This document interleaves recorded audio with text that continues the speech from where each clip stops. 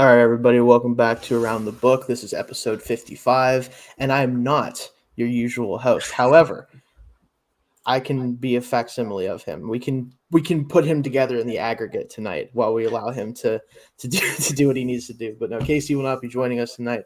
Unfortunately, has some personal stuff. But as I tend to do, I do show up and just kind of be in podcasts. So this is what you get tonight. Joining me always is Dalton and Jake. We might get JT appearance. We'll see later. If he does, great to have him. But if not, it'll just be the three of us, which will mean somehow we will probably still have an hour and a half long show because we will eventually dive into some crap that doesn't really have anything to do with what the show is. And there's no one to stop us this time. Casey isn't here. He can't tell us what to do. So who knows what's going to happen? No, he can't tell us to stop a tangent of running backs that led the league in rushing in 2007. Right. He cannot stop me from pulling my unnecessary knowledge of whatever it is that I decide to talk about tonight. But now we'll try to keep it on topic as much as possible. But let's start off, as he always likes to say, with our no fun bets. Does anybody have no fun bets that they want to throw out? So you basically not football, right, at this time of year. I'm going to throw one out. I don't know what the odds are, but tomorrow will be the last A's game at the Coliseum. So I'm going to bet on the A's to win that because I just think that will happen. But other than that, nothing else. I already got some Casey. Stop it. Stop what? What did I do? I don't even know what he's talking about. No fun bets tonight. Yeah, fair enough. But no. No, we'll try to do you proud. No, yeah, that's a good point with it being the last homestand for the A's right now. It's last game, right, specifically? Yeah, they have one that's about to start, and then tomorrow afternoon's the last one. Well, I'd say that it was a good run, but I don't know. Like, I don't know if I'm qualified. No, it wasn't. I don't know if I'm not qualified to say if it was or not, honestly. No, it wasn't. Fair enough. All right, that's kind of what I think the general consensus is. It was not a very good run, honestly. But hey, we'll see what happens moving forward. They're going to, is it Vegas? They're going to Sacramento for 3 years. They will be in a AAA stadium. Hey, is that not an upgrade, kind of, depending on who you ask? It's more of a lateral move. Fair. Yeah. More of a not, right. Normally, that'd be a terrible thing. This might not be that bad. But that's just a bridge to Vegas, right? Yeah. Right. They want to go to Vegas. Yeah. They're supposed to be in SAC for 3 years, but hey, who knows? This team could end up anywhere. Yeah, you know what? Yeah. Hey, listen, be fun if nothing else. Have a major home stadium advantage there. Then it'd be horrible for an MLB season the way they travel. Oh, yeah. You would be spending time in other parts of the country. Like, you wouldn't fly back ever except for home games. Like, that'd be the only time. You'd be hanging out in different parts of the country all the time. So it'd be impossible. But it'd be funny if they tried to do that. The worst possible sports team, like franchise to make in Hawaii, would be a baseball team for sure. Maybe we get a Western Canada MLB team. Western Canada. Yeah, we do need Canadian baseball. We do need more of it, in my opinion. The Vancouver Athletics. How does that sound, Jake? I think he left because we talked about Canada being where the A's are going. But no. Do you have any no fun bets though, Dalton?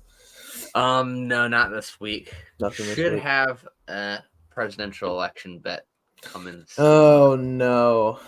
Yeah. No. I think I'm gonna lock it in here. Oh, well, I don't want to think about it too hard, but we will, I guess, eventually talk about it on this show. But not this. We'll save that for the end of an episode and just shoehorn it in. You just throw it off. Like, by the way, here's the fate of the world, possibly. Yeah. No, I don't know. Anyway, to give Jake a second to return to us. As far as no fun bets for me, I don't really have any no fun bets necessarily, but I will say whatever the odds are for Paul Skeens to win NL Rookie of the Year right now, I would love to say it to hammer them, but I keep hearing on the great website of the Musk Man, as I'm calling him recently, that apparently no matter how good Skeens is as a pitcher, because he's a pitcher and there's a position player for a team that isn't bad, who is very good, but not anything historic, he can't win because that position player is mostly good. So I don't know how to feel about that. Do you guys have any thoughts on that situation with the NL Rookie of the Year race? Not really. I haven't followed it too closely. I would feel like it have to be Skeens. See, that's what I was expecting too, because I haven't followed the season as much as I normally would. But I want to make sure I get this right. There's a center fielder for the Padres that is a rookie. Jackson, I think it's not Jackson Merrill, I believe, is who it is. Oh, yeah. He's pretty good, but I don't think he's Merrill, better than Skeens. Right. So in a vacuum, he is not a better rookie center fielder than Skeens' rookie pitcher. However, people are saying because Skeens didn't start from like day one and he's a pitcher, basically he's not going to win because he didn't impact the game enough. And I'm like, well, what would you have to do as a rookie pitcher then to win this award? Have everyone else not be good? That's a position player, basically. Is that the standard? Yeah, I don't know if you can have a better rookie season as a pitcher than he had. Like, I don't know what more you can do. Really. Yeah, like I guess play for a team that's better. I guess so, yeah. Like, is that what this ultimately comes down to? It just felt weird to me. So, like, I don't know what the odds are for him, but apparently, from what I'm hearing, they're not good. So maybe just in case people decide to actually just vote based on like historical preference, maybe throw some money on that just in case. But it doesn't seem like it's very likely, unfortunately. But wanted to throw that out there. Now that you're back here, Jake, let's jump into our college bets first, of course. So I want to jump into that. I'll kick us off if you want. I want to go with. We normally go with our favorite. It was not favorite bet of the week. It's my bad. Lock of the week. That's right. My lock, and I feel like Dalton, you're gonna go with me on this one, or at least agree with me. BYU at Baylor being an underdog. No, yeah. What's Are you doing money line for your lock? Yes. Okay. What's going on with that? I don't know. I'm worried. Did I miss something? Because I was looking too, and I didn't see anything like weird about like them missing, like having an injury. So maybe that's what's going on. Like, I don't. You didn't see anything like that. Nobody has all of a sudden decided to redshirt for the year for more NIL money. Which that's a whole nothing thing. Crazy like that. So it should be good. Yeah, that was definitely the one I wanted to go with. Not just steal it from you. It's just they haven't been good in the Big 12 and they're on the road. Is that just it? I mean, maybe, but like still like give me plus odds for BYU against Baylor, like the way that BYU is playing right now, being ranked 22nd right now. Running backs LJ Martin and Hinckley Ropati are reportedly doubtful against that's Kansas State. Never mind, that's against Kansas State. I thought it was that was last week's game. Yeah, where they blew the freaking brakes off. Yeah, so. Yeah. Okay. Cool. So I'm not crazy. Yeah, I'm not crazy. So that was definitely. I mean, I saw that. And I'm like, I like some other ones here, but as far as locks go, like hard to pick against that. Like, and I got it. I don't know what you got it at, but I got it at plus 142. I got plus 130 on money line. So it's similar. Yeah. For a lock, I mean, that's about as good as it's gonna get. And I mean, that really feels. I would be shocked if they lost. Yeah, it felt like it'd be chalk that they would be favored, but I guess not. So I'll take that every day of the week. Yeah, I would have said, I probably would have handicapped it at like BYU minus 4.5 because they're on the road. Yeah, something like that. Instead of favoriting them a touchdown. I would have guessed something like that, yeah, but I guess not. I literally had to do a double take when I saw that they weren't. Yeah. Okay, so again, it seems like so fast. Yeah, like what is everybody? Are we missing something? Like that one feels like kind of like betting God just being like, here, have one. You guys need one. Like, I don't know. It feels weird to me. Is that your lock as well, Jake? That was one of my underdogs, but okay. Well, that's also a great underdog pick. It shouldn't be one, right? Like it's like what? Sure, I'll take probably the easiest underdog pick I've ever made. Wild. Let me. Did you have another lock you wanted to throw out, Dalton? Since I took that one from you. No, it's weird. I have basically 3 bets this week that are for like my lock, favorite, and long shot. They're all basically around the same odds. Okay. But I really like it. Yeah, so I like that one a lot. I had to take it. So yeah. But what's your lock then, Jake? I got 2 of them. Okay. One of them is. I just lost it for a second. I'm taking Ohio State minus 23.5 against Michigan State. Yeah. I think Ohio State is much better than 23.5 points, better than Michigan State. Yeah, Michigan State is hard to watch on offense right now, so it might get to a point where Ohio State might not have to score much more than like 30 to get that line to hit. That's kind of what I'm thinking here. So I get where you're going with that. I do. Yeah. And they've blown some teams out this year. Not quite Michigan State's caliber, but they've shown that they will put up a lot of points. Yeah, my only worry with that is Michigan State has been better than I expected them to be so far this year. That was my only worry for not pulling the trigger on that, just because at home, like, could they make it like a 20-point game? But I think I think they will lose by at least 20.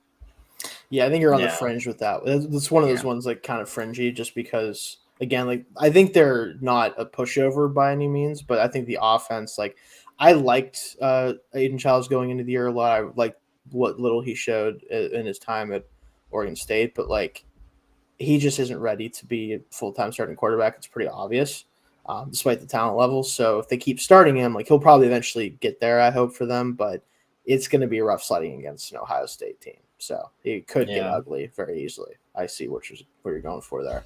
What's the other one you have then? Georgia minus 2.5 against Alabama. Ooh, okay. Ooh, I like that. I think this is going to be a really fun game, but I do think Georgia should win this by at least a field goal.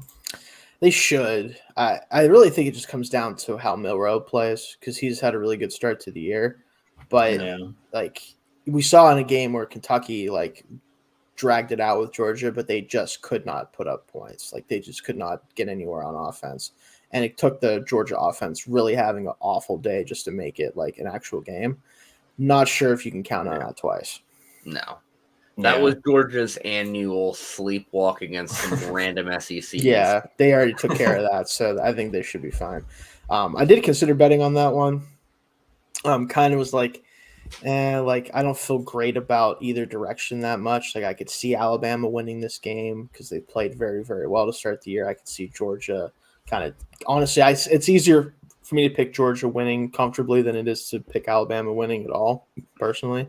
But I still could see it kind of going either way, though. So it's an interesting one. I actually did have Alabama plus 2.5 as one of my bets at one point, just because I felt like, again, if Milroe is playing at the level that he's been playing at in this game, the turnover worthy plays is what was killing him so much last year, like those mistakes. Despite how exposed the offense was with him at times, he has cut down on that a good amount so far, but he hasn't played a Georgia team yet, right? Like he hasn't played a team like that. So we really don't know how much he's progressed until we get to see him face a team like that, which is where he struggled last year a lot of the time. So, but do we want to move to our favorite bets then, or do we want to do underdogs next? That works. We'll do favorite bets then next here. Why don't you start with us, Dalton, then? So my favorite bet this week, I'm taking Arkansas at plus 142 money line against Texas A&M. The annual Jerry World game. Jerry World game. Love it. Arkansas in Jerry World, and it's just an A&M team that I don't think is very good. They're just so weird. Well, yeah, they're gonna. They're gonna drop 4 or 5 games a year. This is gonna be team. one of them. I took Bowling Green plus like 1,100 last week, and I really thought that had a chance.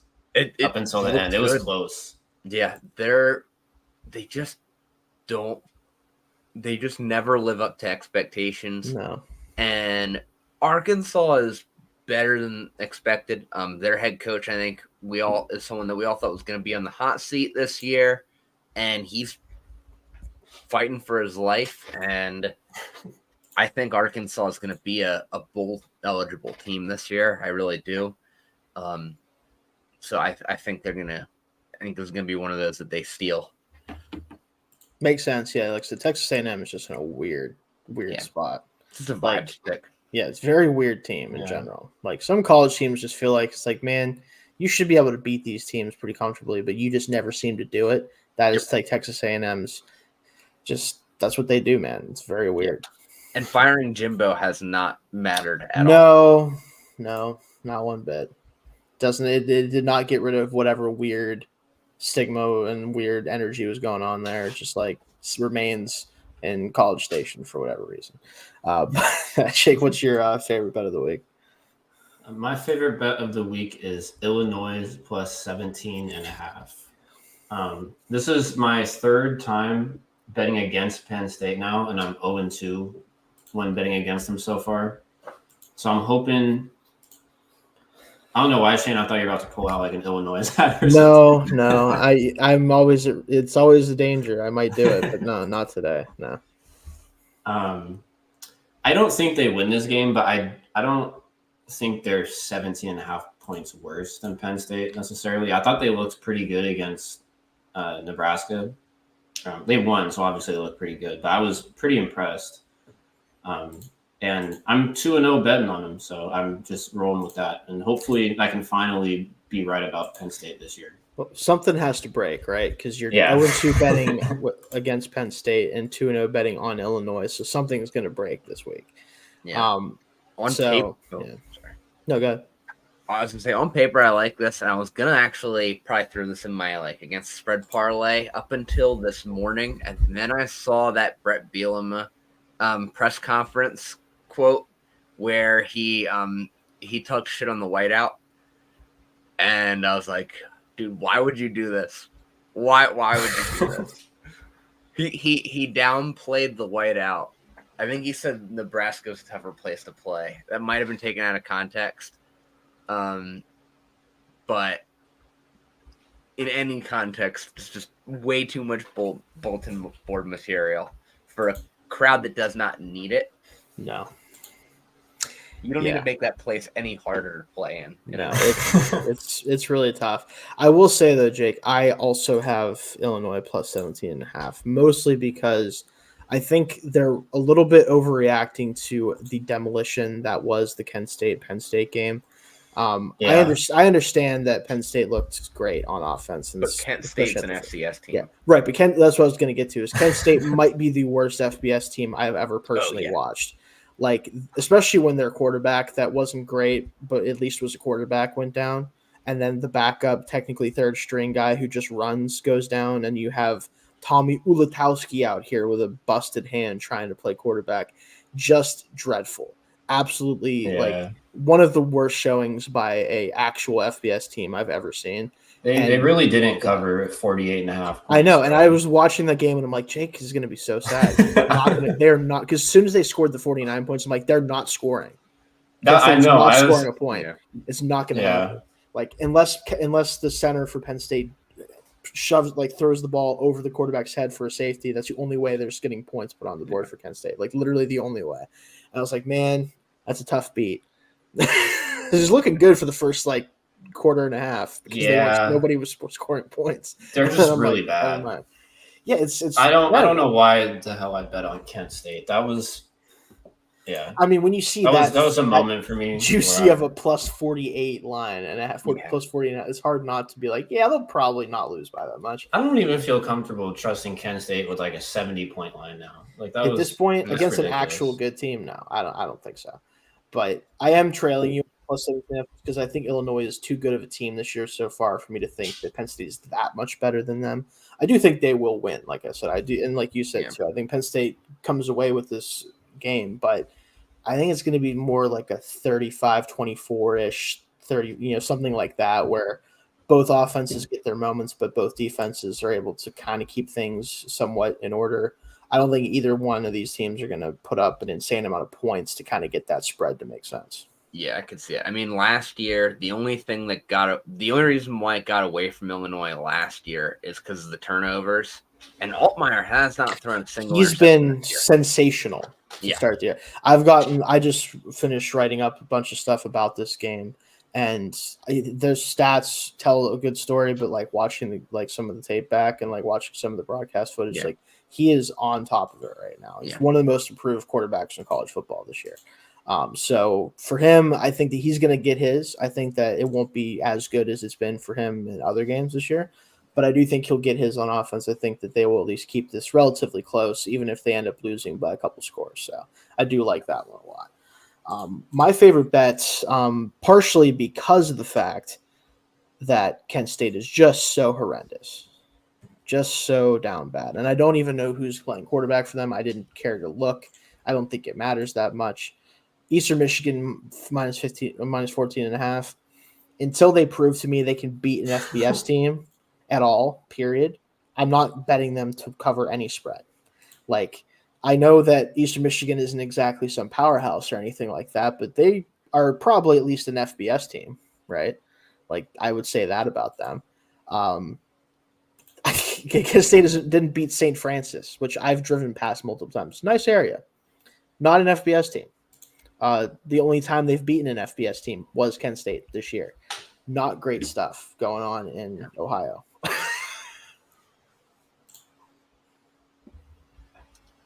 That's a line you could just keep repeating. Yeah. Not great stuff going on in Ohio. Yeah.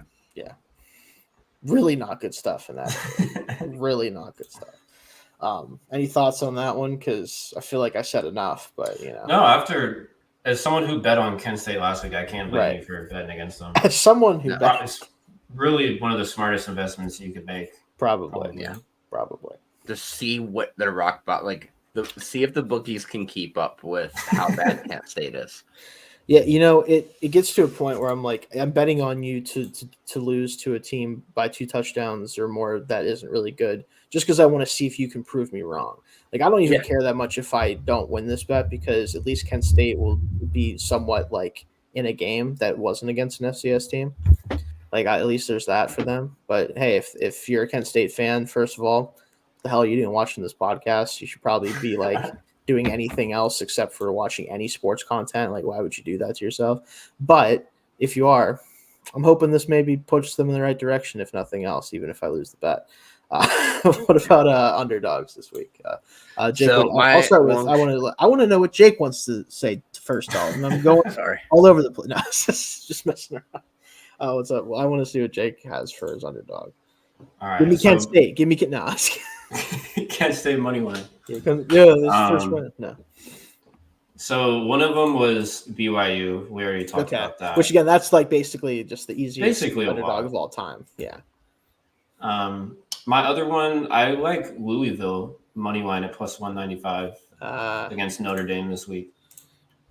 I've bet against Notre Dame a decent amount this year. It's worked a little bit, mostly not, but I really like what I've seen from Louisville. They've got a blowout win against a bad team. Well, they got 2 blowout wins against a bad team. But last week, they had a pretty solid win against Georgia Tech. Notre Dame, I just don't really know what I'm going to get from them, because they have games where they play really bad and lose to Northern Illinois. Oh, last week I remember somebody on this podcast made a joke about them losing to Buffalo. I think this week, and then they lost to Buffalo. I think it may have been me. I'm not sure, but I'm glad they did. Listen, so by the transitive property, Buffalo is better than Notre Dame. Basically, confirmed. Yeah. So, but they do that, and then they come out and just blow out Purdue. So I really don't know what I'm going to get, but I do think Louisville's been a bit more consistent. And I think for teams who are pretty evenly matched, I think 195 is pretty solid value. Yeah, I like that. So that's my other underdog. Again, Notre Dame needs to get that weird loss again. They need a couple more before the end of the season, right? So at this point, it wouldn't even be that weird of a loss, but it would be one that everybody's like, really? Louisville? Yeah. That's also my long shot this week is Notre Dame plus 200. Pure vibes pick. This is one of their 2 or 3 losses every year. Yeah. Like, I could see them losing to Northern Illinois and Louisville, and then to save their season, they go and beat USC on the road last week of the season, and they get into the playoff. It's gonna be some shit like that. They'll find a way to get in, but yeah, it's gonna be dumb. But yeah, I got them at plus 200.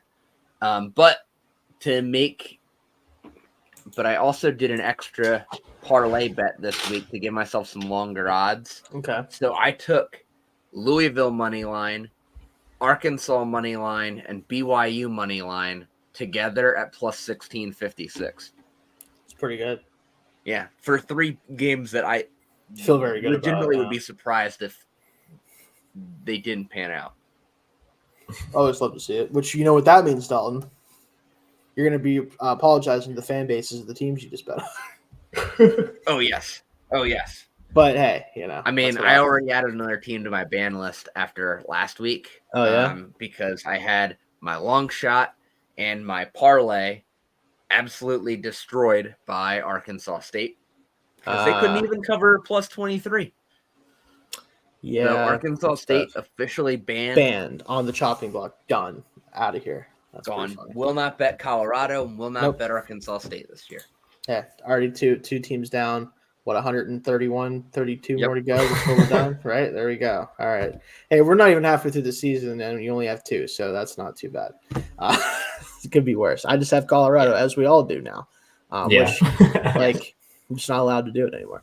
Their future, though, is looking pretty good for me. I took I think it's 5.5, so maybe not that great. I think they still need 3 wins, but that Baylor win really made it look a bit better. Which, talk about finding a way to lose a game. Yeah. And then you're telling me that team is going to beat BYU? Yeah. What are we talking about? Like, what does Vegas know? Are they going to assassinate the starting quarterback for BYU before the game, and we don't know? Somebody's got to tell him. He's going to redshirt for more NIL money. He's going to redshirt. Yeah, he's going. I got to go on my mission a little earlier than I thought. Let me jump out of here real fast. No, I don't even know. Speaking of futures, my James Madison futures looking pretty good after dropping 70 on North Carolina. That was I went back and watched the highlights of that game. The funniest game I've watched the highlights of in a very, very long time. The quarterback for them might as well have been made out of iron. Like they literally couldn't do anything to him. It was so funny. Like, what was North Carolina doing half the time? And then the quarterback for North Carolina was doing his absolute best, trying so hard to be like, I got this, guys. And it worked a lot of the time. He scored 50 points. But imagine scoring 50 points. And losing by 20. And losing by 3 scores. You know how mad I'd be in the locker room if I was a quarterback in college and I scored 50 points and I lost by 20. And it wasn't even to, Georgia. Yeah. It wasn't to them. James Madison. It was to James Madison. Who might be the best team in the Sun Belt. Right, might be. Yeah. It's like, what are we doing, guys? It's insane. Prayers for North Carolina, man. Nothing's wrong with them. They're just bad. It's just really bad for them right now. Yeah, I thought their defense was not solid. A great retirement gig for Mac Brown. Yeah, but that was not. I'm not sure what that was about still to this day. But hey, he got, I guess, Drake May for a bit was cool. Still underachieved with him too. He's just out there trying his best every week, and it just wasn't going very well most of the time. But no, James Madison, good for you guys. Absolutely looking great. All right, let's do underdogs then here. I know you guys mentioned a couple of years already. I'm sure you have some more. Mine I will throw out is Oklahoma State at Kansas State. Both teams lost last week. However, one team lost, I would say admirably, to a good Utah team. And another one who just got absolutely annihilated and has also one of the funniest highlights happen to them I've seen in a long time with that return touchdown. What in the world were they doing? What the hell was that? Come on, man. You can't get stunted on like that in a game where you get blown out. You at least got to lose normal. You can't let them do crazy stuff like that on top of it. What are we doing here? Yeah. I like that bet. I think both of these teams are kind of mid. They are. Ollie Gordon, by the way, struggling out there. Just getting annihilated every play. I watched some of them. I'm like, what the hell happened to the run blocking for this team? I know Fuaga's gone. Or no, he was Oregon State, not Oklahoma State. I'm losing it. Never mind. Point is, they can't block anybody for the run game. And I'm pretty sure their quarterback is 28 years old. Am I mistaken about that? Is he not one of the 6-year guys or something like that, Bowman? No, he is. I remember. Yeah, I saw a stat before the game. Him and Cam Rising are the oldest Feels college quarterback matchup or something like that. Which is if like with Rising, is he even back yet, or is it still the Mormon Cannon's little brother still out there for Utah right now? I think he's Rising. He's Rising back now because I know last week it was I think it was still Wilson, right? That was starting for them. Oh, that's Zach Wilson's little brother. Yeah, Isaiah Wilson. Yeah, he's hilarious. Yeah, isn't that really fun? He looks exactly like him too. It's really funny. It's not like, and I'm like, dude, I hope you're better than your brother, man. Of course, he goes to Utah. Yeah, it can't be. It's either BYU or Utah, man. You got to some school in that state. Some school, But no, I'm not sure what to do with Utah at this point. Like, they're gonna probably keep winning because it's Utah, but like, who knows what happens if they get in the playoff with them? But yeah, they're gonna win the Big 12, and they might even go undefeated doing it. But they're going to be the 4 seed probably in the playoff.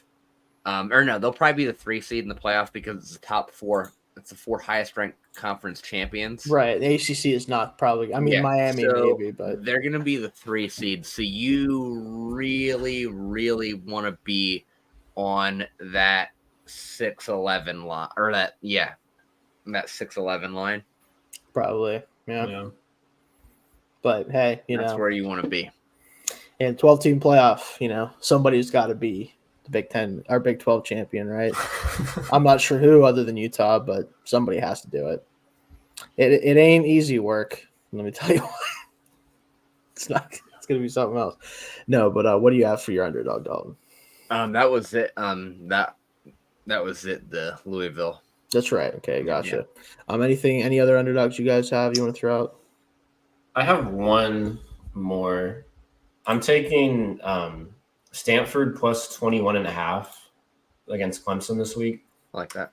I honestly think they'll probably lose by 21 points, but I don't. Ever since that terrible first game, Clemson's actually been pretty good since then. But I honestly really like what I've seen out of Stanford. I think they're starting to build something in the right direction. Mm-hmm. Their win against Syracuse was pretty impressive last week. I trust that they can keep this. This being a conference matchup is so funny to me. Stanford and Clemson. Dude. I can't do it, dude. Same with Cal and Florida State last week. That being like a conference game is hilarious. Makes no sense. Also, nice to see Kyle McCord's out there still slinging the rock around to nobody sometimes, Yeah, that interception was awesome. Syracuse. I turned that game on and I was like, holy shit, that's Kyle McCord. Yeah, you kind of forget because you're like, I think Marvin Harrison said something about him during the game. I tweeted something about him, and I was like, is it good or bad? Because I could see it being good or bad. I'm not really sure. Yeah. Well, they were teammates back in high school. Oh, that's right. You're right. So he probably was. St. Joe's. He's rooting for him. But no, yeah. Unfortunately, I don't see him joining him in the league anytime soon. Put it that way. Kyle McCord's a great CFL All-Star. Oh. I think is that too generous? That might be too generous. UFL backup comes or in, NFL Europe. Is that a thing again? Oh hell yeah, dude! NFL Europe would be sick again. I want that, but I didn't get to experience that much as a child. It was gone before I really got to see it. Yeah. We need that. Just random ass European teams out there. Fucking what is it? Rain Fire was one of them. I want to say. Yeah. Something like that. We need that. Be fun. We get the Brock League. Jesus Christ. Yeah. Anyway, like he isn't in enough things, right, guys? Am I right? No. My only other bets that I had, I think I said all of them except for my Oklahoma -1.5, just for the vibes of it, because like Auburn is seemingly in distress every game. Really bad. Like, I don't know what's going on with the quarterback situation. I know Peyton Thorne has been certifiably ass, as I assumed he would be. But then I think they put the backup in and he threw like 3 picks or something like that. Not great, guys. Not a great situation. Now, granted, Oklahoma also benched their quarterback. However, it's for a fun, true freshman that can run. Always about that. 100%. Auburn's a great team to make your first start against. That's a great Hugh Freeze. Great way to. It's basically an easy practice. Raise your hand if you forgot Hugh Freeze was coaching Auburn until like 2 weeks ago. Yeah. I was like, wait, that guy? I knew he left Liberty to go back to the SEC. Yeah. Remember, this is not his first time in the SEC. No, it's not. He had some fun down in Ole Miss. Oh, yeah, he had a lot of fun. I would say more fun than anybody, probably, if I had to guess. Not gonna, go over that one again, but that's was he also, and maybe I'm mistaking him for someone else, did he also like try to coach a game from a hospital bed or watch a game from a hospital bed or something like that? So. Do you guys know what I'm talking about? Something like that happened, right? He got suspended and I think tried to coach. I think that was at Liberty when he was still serving. I think he was serving a suspension from when he was at Ole Miss. Oh, something like that, yeah. And he was trying, or maybe he was just in the hospital for something at Liberty. And then he was at Liberty, I think he was trying to radio in play calls. Something like that. Now I need to double check this. Wow. One of the first things that shows up Hugh Freeze hospital bed. So funny. Hugh Freeze coaching from hospital bed was a bizarre moment. Yeah.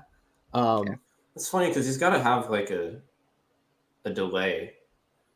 From you think, right? You would think like his calls would be like the play clock would probably be like expiring already. I don't even see how that would work. This guy had a staph infection. You can't make that up. You can't. Come on, man. Yeah. But speaking of that Oklahoma game, I do have that in my parlay, my against the spread parlay this week. Mm-hmm. I got Oklahoma -2. I got Kansas -2 just because I don't think TCU is very good. And I think Kansas has to get it together at some point. Kansas makes me so sad, dude, because Jalen Daniels is playing so bad for his standard. And I'm like, what happened, Jalen? The injury is just too much, man. You were so fun. It was the coaching. I think it was. I think Kotelnicki had a lot of, And hey, look at what he's doing for Penn State, right? Yeah. So can't say anything about it. But I do think they get it together this week because I just don't think TCU is very good. Right. And then for my last leg of that, I'm taking Wisconsin +15.5 against USC, just because I don't think USC is at a point where they're ready to start blowing out Big Ten teams. I just don't think they're going to be. I think a team like Wisconsin will be able to play good enough defense and run the ball well enough to keep it within 2 scores. It'll be like they'll get beat like 24-10, but they'll cover. Yeah, the thick man at quarterback got hurt too, so got which I don't know if that matters, honestly. When has it ever mattered at Wisconsin except for like 1 year of Russell Wilson? Let's be real. Yeah, like did it matter ever? Not really. Yeah. So I actually like that because I do think they're gonna get beat, but it won't be like bad. It'll just be like, they don't have it today, Bob. USC got it done. I will say Bear Alexander apparently is redshirting now for USC, which that's a whole weird thing. Yeah, I think it's a weird. I think they're realizing they kind of need to punt on this year a little bit. But yeah, I got that parlay at +601 for this. Pretty good. Yeah, and I don't. I think USC is probably gonna finish this year, like especially with their schedule, 8-4, 7-5. Like it's gonna be a rough year because they're just not ready yet. I think they're a year away. Yeah, I do like Miller Moss a lot. I like what he's shown, too. But I just think that the rest of the team just isn't quite good enough to compete in the Big Ten. Now the Big Ten play is officially kicked off with them. I just don't see it being their year. And their schedule is brutal. Yeah, they got a rough draw in their first year too. On top of probably playing the hardest non-conference schedule in the country. Yeah. With having LSU and Notre Dame on their non-conference schedule, and they got to play Penn State, and Nebraska apparently is decent this year, and they got to play Mini Mahomes, man. I saw this tweet, by the way. This is not related, but you talked about Nebraska. Apparently, Dylan Raio's brother also kind of looks just like Jackson Mahomes. Yeah, I saw that. And I'm like, I gotta know, did somebody somewhere in a lab? It's so funny, dude. Did they guess that somehow Mahomes is going to be this generational quarterback years ago and like took his DNA because like it's getting weird, right? Like, it's getting weird. It's been weird. I mean, the haircut for like Raiola's not as surprising because like every teenage boy has that haircut now. You're right. And I didn't realize this until like a year ago. It's a perm. Yeah. Moms are getting their 13-year-old boys perms. That's what's happening. You know, hey, what are you gonna do, right? Weird. Whatever you want to do, man. I'm not gonna say nothing. No, but that situation freaks me out more and more every time. Because I'm like, man, this freshman's really good, but then I see him like, I'm getting like Candy Valley vibes from this. Like, it freaks me out a little bit. Like, I just can't quite get with it. But he's so much. Yeah. Sorry, Don, what'd you say? He can play. That's what I'm saying. Like, because he can play, so I'm like, I can't ignore him. He's good. Yeah. But also, every time I watch him, like, stop it. Yeah. Stop doing that. But also, that Nebraska team had no business being ranked. No, they're not quite that good. No. Illinois kind of proved that, I think, with going in there. Because, like, Illinois won't be ranked by the end of the year. No, Illinois will be like just 8-4, 7-5, but really, that's going to be the entire Big Ten, with the exception of Penn State and Ohio State. Pretty much. Well, Oregon. I'm very curious about like if they get to 11 wins in regular season. I feel like they have a chance to do that. All three of those teams have a chance for 11 wins, I think. I think you can go 9-3 in that Big Ten and still probably make the playoff. Probably. I think it's just going to be the top. Like, I think the Big Ten's going to get 3 teams. Yeah, the 2 conference champions is going to get 4.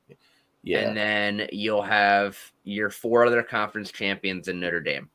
That'll be the playoff. I think that seems about right. I do think that the teams that participate in the Big Ten title game and the team that was the closest to participating make it, right? Yeah. So whoever, which we assume will be Ohio State, Oregon, and Penn State. But regardless, I think that's how it probably works out. Unless somehow an Oregon drops off or a Penn State drops off hard and someone else slides in there, like a Michigan gets hot down the stretch or something. But I don't think so. I think Michigan's still very, very like matchup dependent and like kind of they're going to win a lot of ugly games, but I don't think they're going to get any of the style points you might want to get out of them. So I agree. But that should end our college stuff, unless you had anything else, Jake, for college. No, I'm all good. Okay. Let's talk about the NFL, which is getting weirder and weirder every week. Make it stop. Somehow, I was 6-1 last week. Which don't ask me what my record was before last week. I don't know exactly because I wasn't tracking it because I'm being bad. But last week I did pretty good in the NFL, at least. The only team that killed me was, I believe it was the Bucs pick, because they got absolutely manhandled by Broncos for some reason or another. Yeah, that was a tough one. Yeah, which I do expect them to bounce back, as a spoiler there, by the way. But Bo Nix shocked me in that game too. He did. He was not terrible. I was completely off the Bo Nix train, but he impressed me in that one. I mean, when everything else is working, he's gonna be fine. He's gonna be okay. Yeah, he'll do fine. It's just things were not working with certainly not working very well. No, that roster does not have a lot of talent, and Sean Payton is probably cooked. Yeah, it's just not ideal. But no, yeah, the NFL is weird right now, guys. Simply strange. I mean, look at the 3-0 teams, and then tell me who seems off. 3 of the 5 of them, I would say, look off to me. So it's a lot of weird stuff going on. And that's including the team that I root for. So I can't say anything either. Anyway. I can't wait for them to burn me this week. Oh, yeah. I can't wait either. Trust me. I'm waiting for it. It's going to happen at some point. I don't think it'll be this week, but I have also said that before and been wrong, but we'll see. Let's start with our locks then. What do you got for us, Dalton? So my lock this week, and I know this is going to burn me, Steelers -1.5. I love it. -112 because, I mean, I assume they should. I mean, in what world do the Colts score more than 10 points against the Steelers? I don't know if they even get to 10 points. Yeah. To be honest. The Steelers should run all over them. And this is going to be the week that Anthony Richardson hits 3 YOLO bombs and they win like 27-20. Yeah, that's kind of my concern. But unless that happens, unless this happens to be the week that Anthony Richardson goes off, the Steelers are going to win this game. I mean, it's if it looks like they should win, it smells like they should win, it's gonna be a win. Yeah. They're not my lock, but I do have them on my ultimate, like the ultimate parlay I have for this week for the NFL. I will say with this game, the thing that's most interesting to me is the fact that if the Steelers are smart about this, right, which generally they are smart about things, not all the time. Look at the offensive line and how they've mishandled tackle position, but still working out somehow.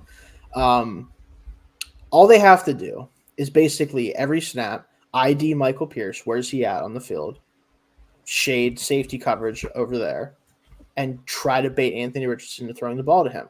Because when he does throw the ball to him, I'm not sure if you guys know this. I'm going to go ahead and I found this out earlier on my Still Curtain show that I did because my co-host dropped this knowledge on me. I assumed it, but I didn't know for sure.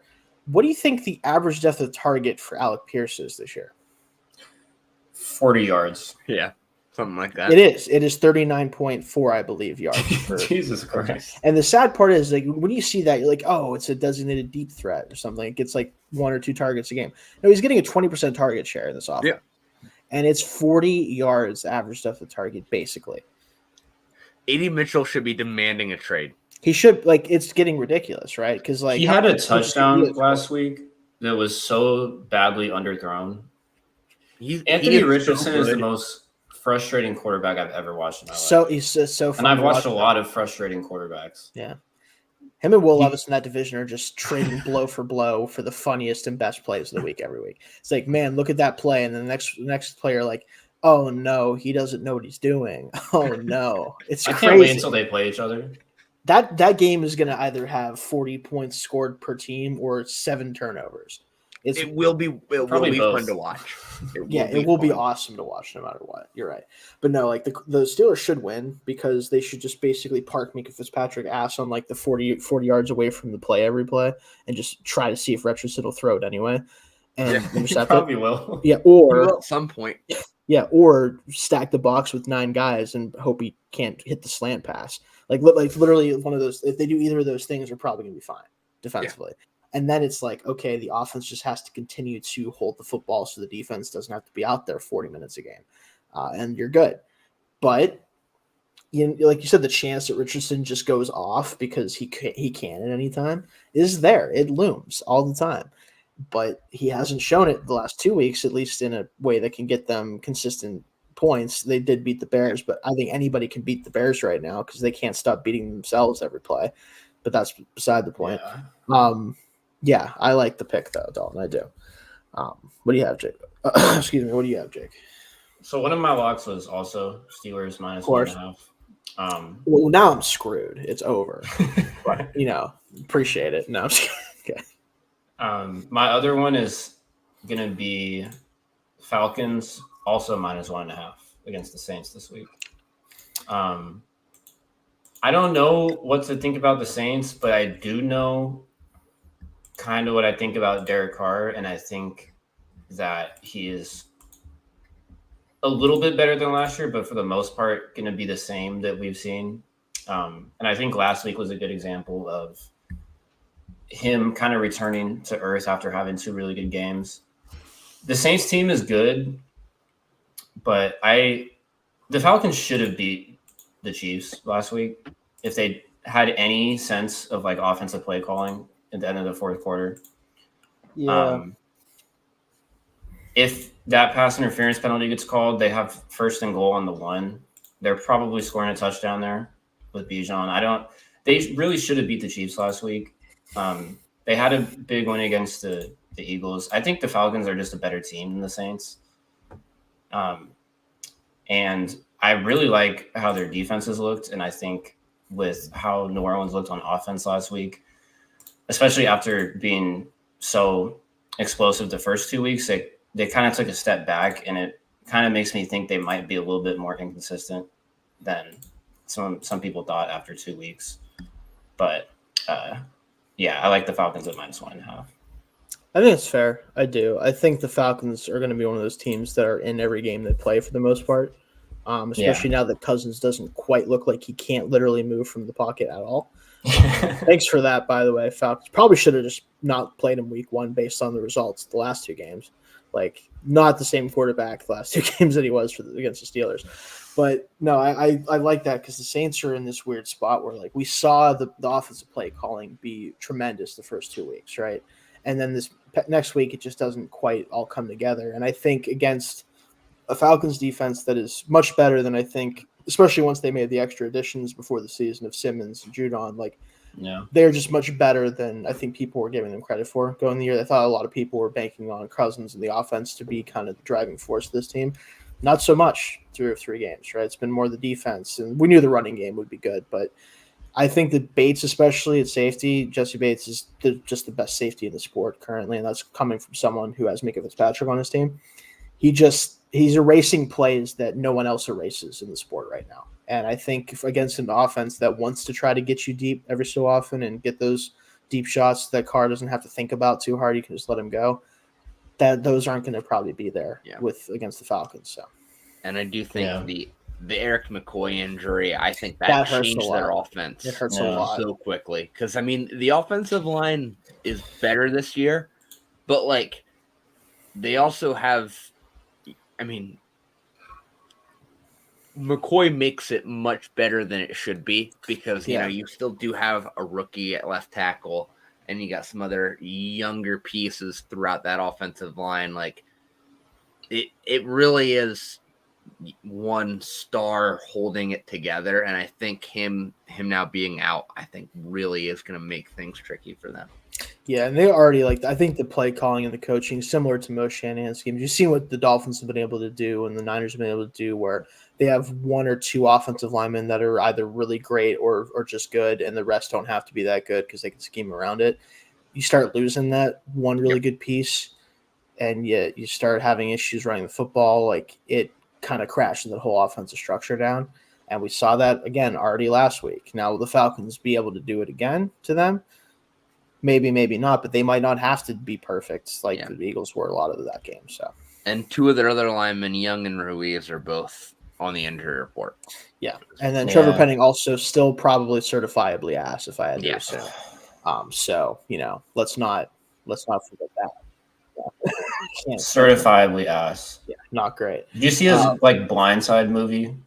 In that game. Yeah. It's the dumbest penalty I've seen. He's an idiot. He legitimately is he's an asshole on the field, but not in a good way. It's in a dumb way, right? Like normally you're like, I want my offensive lineman to bury guys. Like, yeah, but while he's not going to hurt the offense.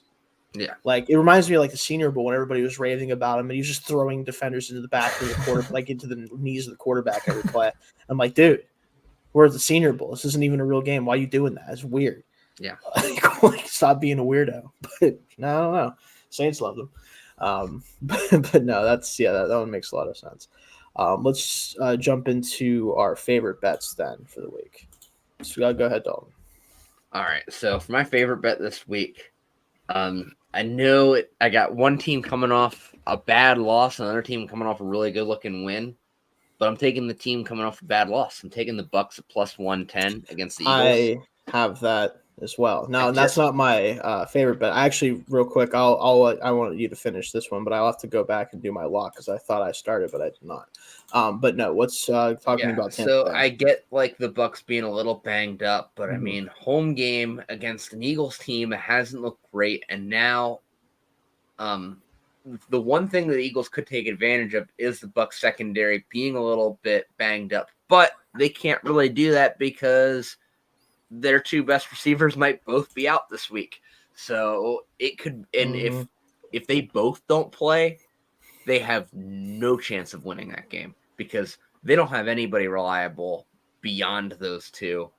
And I really do think that the Bucks are going to get it together here. And I also the Eagles had one impressive win, and all of a sudden you have guys like CJ Gardner-Johnson running their mouths after games. No surprise there. CJ Gardner-Johnson talking shit. No way. Yeah, it just while getting bodied every game. Seemingly, by the way, it's so funny because never be allowed to talk. He every time, like, he was talking shit to Derek Carr last game, and then like 2 plays later, he got like a 50-yard ball completed right over him, and you just see him get up and immediately start talking again. Also, who it's like shit talks Derek Carr? Who feels the need to shit talk? I know Derek Carr. Like, he's gonna be like, "Nah, man, you're good." He's just gonna be like, "Nah, it's all cool." I'm gonna pray for you. Right? Yeah, I'm gonna pray for you after I hit this 50-yarder on you. It's he's a weirdo. How does he still starting after like the picks they made? I don't know. Is like Cooper DeJean just not ready yet, or I think he's playing a lot in the slot still right now. That makes sense. So what is it? Him and Reed Blankenship is the safeties. I think. Yeah. He's playing safety. Yeah, they got 2 white lightnings out there, man. Okay. Two white defensive backs. Yeah, it's the key to success in 2024, apparently, for whatever reason. I don't know. But no, I want to go back and give my lock real quick because I did not do that. Mine, it should be pretty easy just looking at how this team played against the Bills, but I'm taking Texans -6.5, man. Jags are done. It's over. It's never been more over for a head coach, in my opinion. Doug Peterson, get a suitcase ready, get a realtor ready, the whole 9 yards. This thing is going down, guys. I'm sorry. That team didn't look like they wanted to be out there Monday night. They did not look like they had a care in the world to win that game. And I understand, like, the Bills are a really good team. They're better than I think people expected them to be going into this year, losing the pieces they did. The defense had a lot to prove. Like, there's a lot of things that come into that. But, man, they just looked so outmatched that it wasn't even funny. Like, Trevor Lawrence, he's not playing well. But, I mean, like, post-first year Doug Peterson and Urban Meyer being his coaches are pretty rough. Like, that's pretty much, like, it says it all. Like, you can't function like this, right? Like, you can't run an offense where the tackles can't block anybody, the running game doesn't exist, and your receivers, when they are open, you either miss them or they drop the football. Like, Brendan Strange had a drop that, like, legitimately made me laugh out loud in that game. Like, I know he's not, like, the tight end for them, but they spent a second-round pick on him for whatever reason. But it's just comical stuff, right? Like, it just doesn't make any sense. So I don't have any confidence this team can beat a team that's even remotely good. And Texans, despite kind of getting handled by the Vikings, but the Vikings have been doing that to everybody, I think they're going to go on the road, or the Jacksonville's actually they're at Houston. I thought it was the other way around. Holy shit. Yeah, you could give me -14. I might still take it. Yeah. Like, what are we doing here? Yeah, my only worry for this one was, like, is this a game where, like, Peterson pulls everything out because he knows he's going to get fired if not? And are the Texans as good as we think? I don't know, but, like, unless the Texans turn out to be ass, which I don't see. I don't see. The Vikings are just way better than we were willing to get for you. Yeah, I don't see it. And so, I do really like the Texans to cover that. Yeah, I don't think that I do think the Texans are a little bit overrated, but I think they're so significantly better than every other team in that division. Like, the AFC South is horrible. They're bad. It's really bad, and I don't think any team. The Texans are still good. I don't know if they're necessarily playing like Super Bowl contenders like some people thought they were, but it's also only been 3 games. Yeah. And every team in that division is certifiably ass. So, I like them against any team in that division. Yeah, I think the hype around them was on the assumption that Stroud was going to continue the rise that we've seen from year to year since college. But he has seemed to plateau a little bit this year. Like, he didn't make a big jump he hasn't made a big jump this year yet. Yeah, and I think, like, it's hard to, when you play at the level he did last year as a rookie, to really do that. Yeah. But I do think that the Vikings game in particular just highlights, like, he is still a young quarterback, right? Like, the Vikings have done this now to quarterbacks for years with Flores the last 2 years, like multiple times. We've seen them just body quarterbacks that normally are in high efficiency, like really good offenses, and just tear it apart because there's too much going on. There's too much information being thrown at you. There's too many bodies flying around. Like it's just really hard to play quarterback against the Vikings right now. So I think you have to factor that in. And like the first 2 games, I thought he played very, very well, individually, especially. So I do feel good about that game. And I also feel good about the fact that the Jaguars will be hiring someone else in about, 6 months or whatever it would be. I feel like that job is going to be open soon. I'm surprised he still is the coach. That felt like one of those games that get you fired. Yeah, like the Chargers Raiders game last year when Staley got fired. Yeah, I just think kind of had the same vibe to me. A little too early in the year. I feel like they're like, let's see, but I don't see anything at the end of the road for them. There's no pot of gold at the end of that rainbow, bro. It's just not. It's not happening. But no, Jake, what is your favorite bet of the week then? My favorite of the week is the Buffalo Bills plus 2.5 against the Ravens this week. I also like the money line at plus 116. I don't get that at all. After how these two teams have played to start the year? Yeah, and I think the Ravens are better than how they've looked, but they almost gave that game away against the Cowboys too. They have zero clutch factor, man. Zero. I mean, they have like negative clutch factor. They legitimately do. They are like a team that has all the like speed and athleticism tuned up, and then they forgot to put any points in clutch and like awareness and stuff. It's really weird. It's so strange for a veteran coach. For a veteran coach too, like Harbaugh's had issues like with this for a while now, but like just weird stuff. Yeah, I've honestly been really impressed with the Bills too. I think everyone kind of has, but Josh Allen's playing out of his mind right now. Yeah, he looks really good when he doesn't have a receiver complaining all the time. Like when he just has a bunch of guys who, and he could definitely have a better receiving room, but I think he does better when he doesn't have a Stephon Diggs on his team. And I think that's kind of what we're seeing this year. Yeah. Well, he had to constantly force feed Diggs. And I don't think by last year, Diggs was not at a point in his career where you should be force feeding him. Yeah. It kind of good. It ran out its welcome. Yeah. Yeah. He's not like, if he's one-on-one against anybody, you immediately give him the ball, and you even try him in double coverage. Like, he just wasn't there. And then his only other option last year was Gabe Davis, who I think was always really one-dimensional, and he just looked a lot better in that offense. But, I think now the weapons that he has around him, like, it's a good mix, and he can make it really – he can actually show what he can do more. Also, James Cook is really good, so having an actual running back doesn't hurt either. Yeah, watching that game and like watching the Bills so far, like Joe Brady's he's basically just like, all right, I know I have a super weapon to quarterback. I'm just going to make things very simple for him, make things very easy. And then when he wants to go superhuman, so be it. But I'm not going to ask him to. I'm not going to expect him to. I'm going to let the offense flow through him and let him make good decisions and get the ball where it needs to be. And whatever else from there he can provide, awesome. Yeah, and that's what Burrow at LSU. Yeah, and this is literally, and again, that's what he's doing. And the running game has been spectacular. Like Ray Davis is really good as a backup running back for them too. I think he can help close out games. Like obviously last week it was just they didn't want to run Cook anymore because it was over.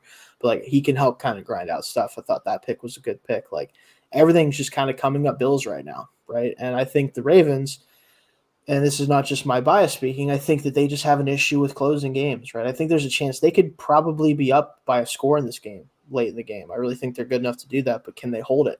Are they willing to play the way you need to in the NFL sometimes to hold it, where they're not just running Derrick Henry into 8-man boxes for 3 plays and punting? Like at some point you have to let your MVP quarterback. Now I know he had some bad moments in the back half of that game too, but like you have to trust him to do the right thing and make the right play. And they weren't really doing that against Dallas. So if they lose this game, sorry, Dalton, you're good. You got it. I was going to ask, if they lose this game, do you think John Harbaugh starts to go on the hot seat? No, I think he's kind of. cemented or in is there. he? Yeah. Yeah. It's also the Bills. You have to think about it. Like, Yeah. it'd be one thing if you did it to another Raiders level team again. No offense, guys. But No, I don't know if how they it's- won that game. Yeah, if it's the Bills, I don't think so. Yeah, and I think generally, like, Baltimore is not a team that's gonna change things up for no reason. Like, they're gonna very much Steelers. Yeah. In that way, we're very similar in that way of like we like to do things a certain way and not change it's things. almost as if that's the right way to run an organization.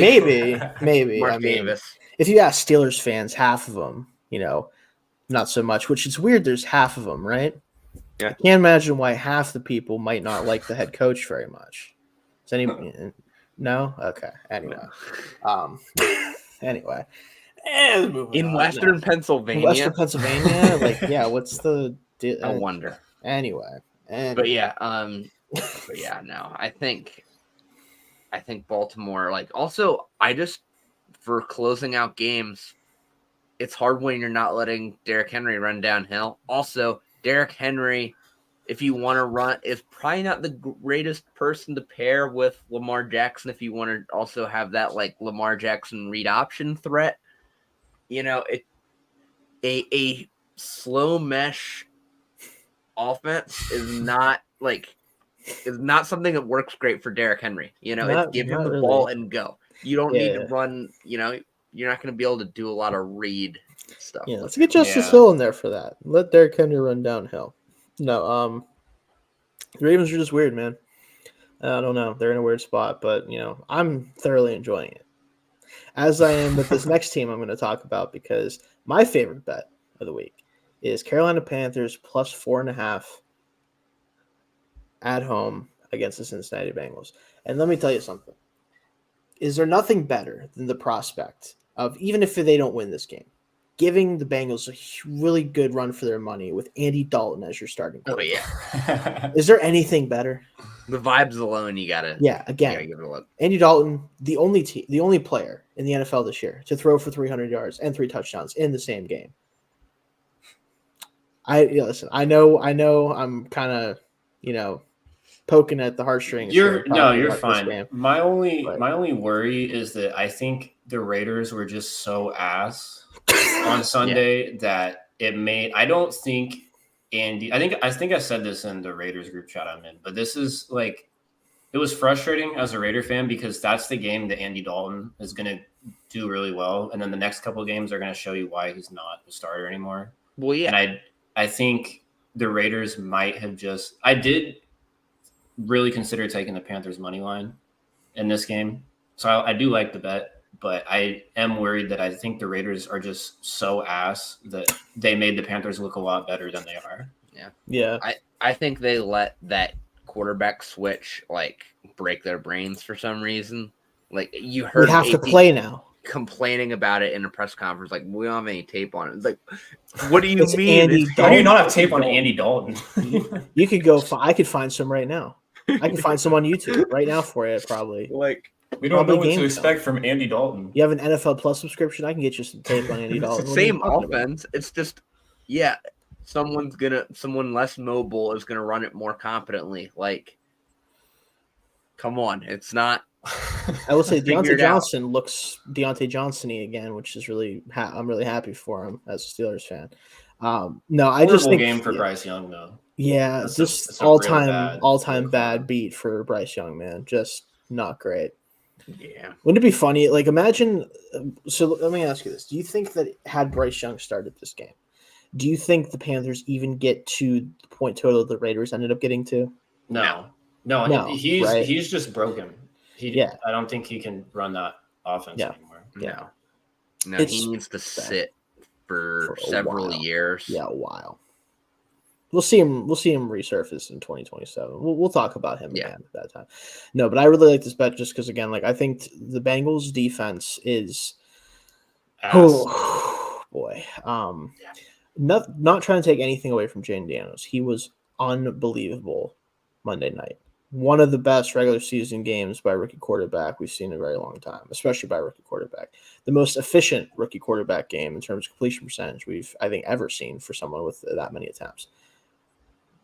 But they legitimately couldn't rush him if they tried. They could have had 12 guys on defense, could not rush him at all. I think their pass rush win rate, someone said, was like under 10% for the game as a total team, which is unheard of. That's insane. Like not just like not pressure percentage, like just winning their rep percentage was under 10%.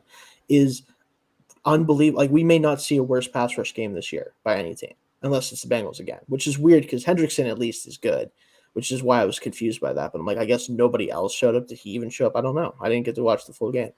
But like if the Bengals are going to be that bad defensively, I think Andy Dalton can beat them.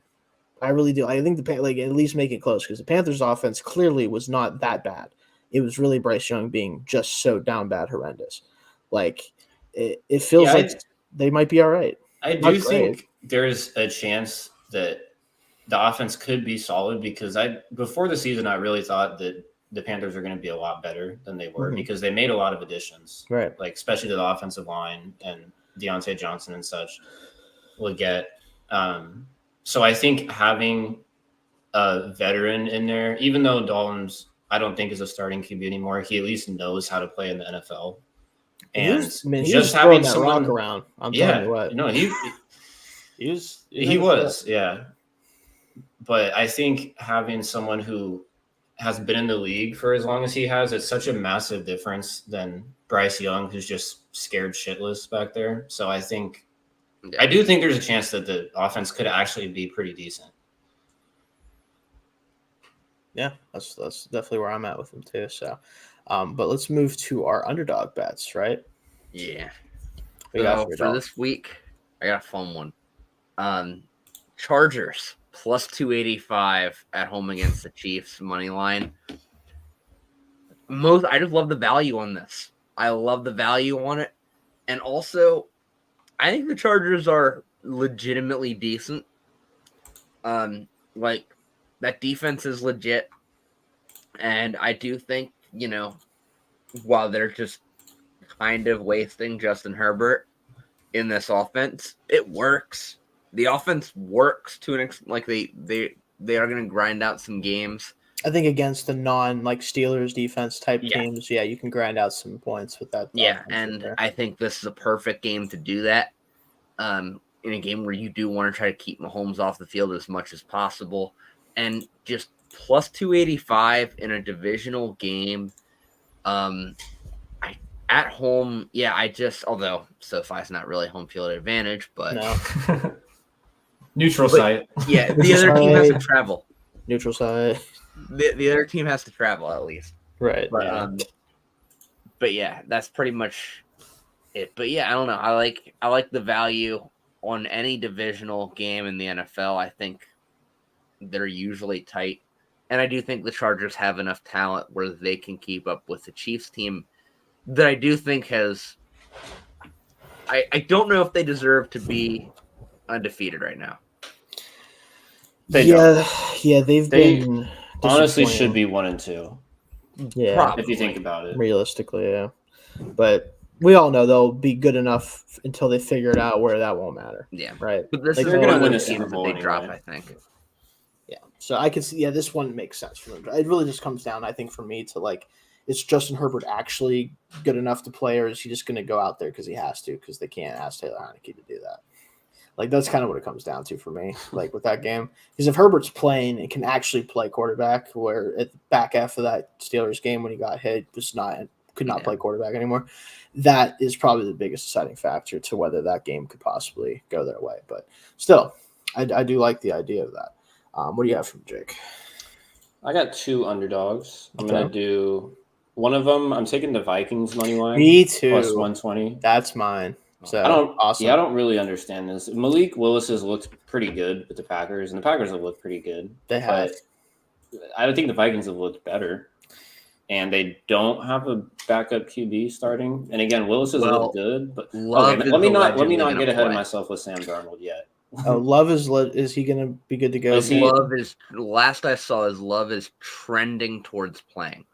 Okay, that line makes more sense. Probably still take the Vikings here, I think, but that does make it a little bit, not a little bit. It makes it a lot better for the Packers, but I would still take the Vikings here at plus 120. They've just looked really good.